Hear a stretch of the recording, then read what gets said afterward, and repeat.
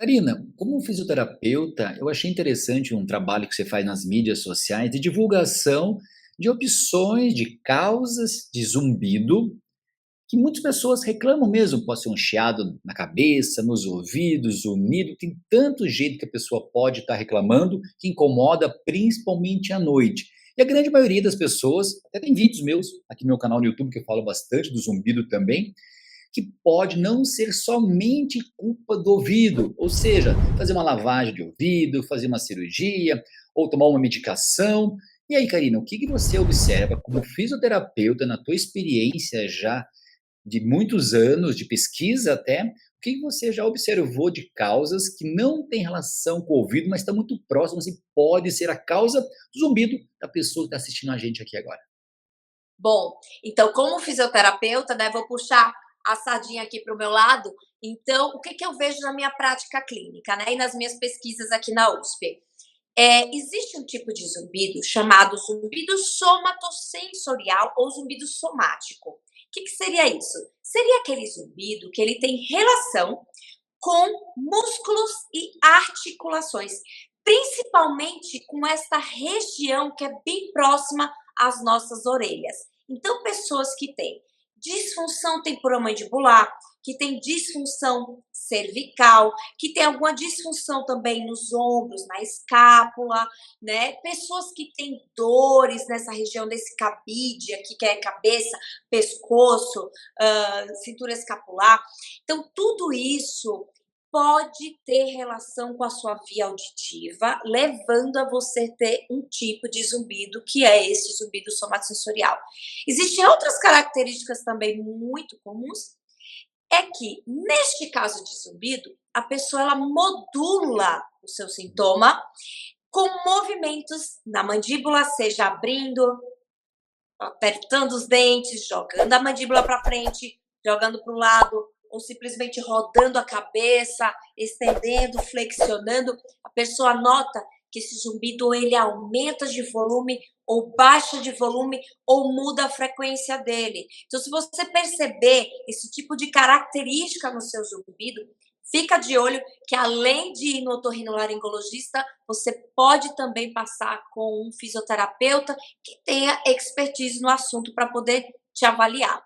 Agora, tem outras coisas também, sabe, Paulo, que eu noto, que é uma cronologia, né? A gente precisa observar quando é que esse zumbido apareceu.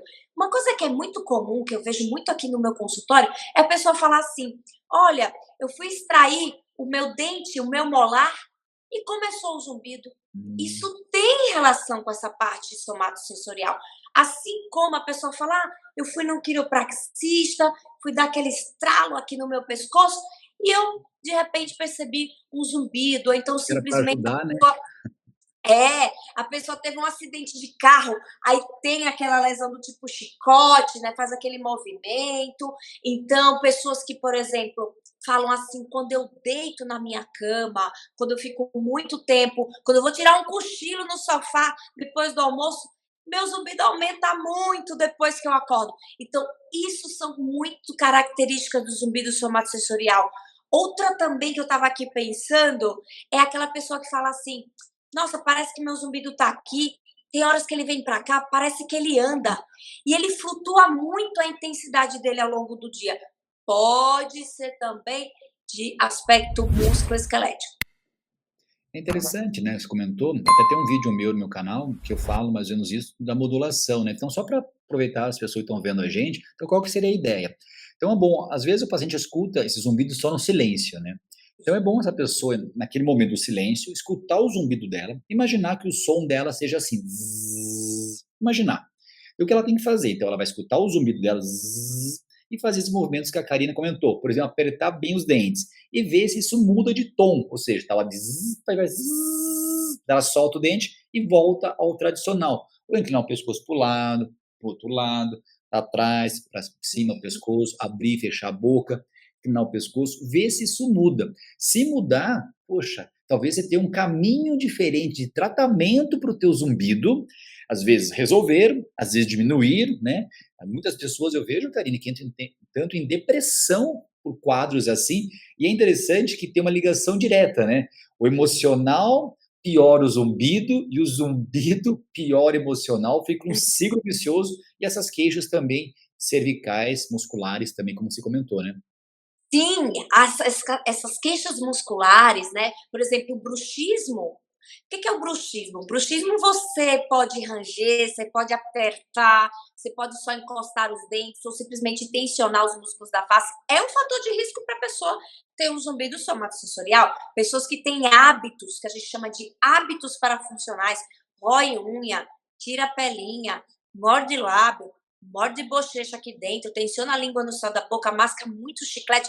Tudo isso também é um fator para aumentar a severidade desse zumbido. Então, quando a gente tem essas características aqui, né, como eu expliquei anteriormente, de dores, né, quando a gente desconfia disso, muitas vezes essa parte muscular coloca a lenha na fogueira, porque a gente sabe, não é, Paulo, que o paciente com zumbido, ele tem vários fatores de risco, várias causas que podem estar na mesma pessoa. Então, Uhum. dificilmente a gente pega um indivíduo e vê assim, nossa, ele só tem uma causa levando aquilo. Não, a gente tem que imaginar como um copo d'água.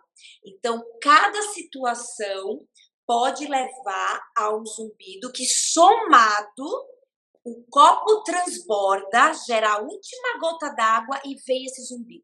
Então, exemplos que pode gerar zumbido: alteração na tireoide, perda de audição, pessoas que têm uma pressão alta também, pode dar picos nesse zumbido, questões musculoesqueléticas, como eu falei, essas dores aqui nessa região. E aí a pessoa também tem uma síndrome metabólica, e aí Uhum. ela se alimenta super mal, começa a comer muito açúcar, e aí gera uma bagunça aqui na orelha interna. Aí, no caso, ela comeu agora na Páscoa, todo mundo se acabou no chocolate, comeu exageradamente doce, de uma forma exagerada. Ninguém tá falando que é para deixar de comer seu chocolate, eu tô falando de exageros, né? E às vezes essa pessoa ela já tem uma disfunçãozinha metabólica. Aí a pessoa fala, nossa, foi isso que gerou. Então, às vezes, é uma somatória de situações que leva a pessoa a ter o zumbido. Então, a gente precisa fazer uma investigação, que nem um detetivezinho lá, perguntando sobre toda a história do paciente para poder entender o que está levando aquele zumbido e ir arrumando cada setorzinho ali daquelas gavetinhas que está fazendo esse zumbido estar lá presente.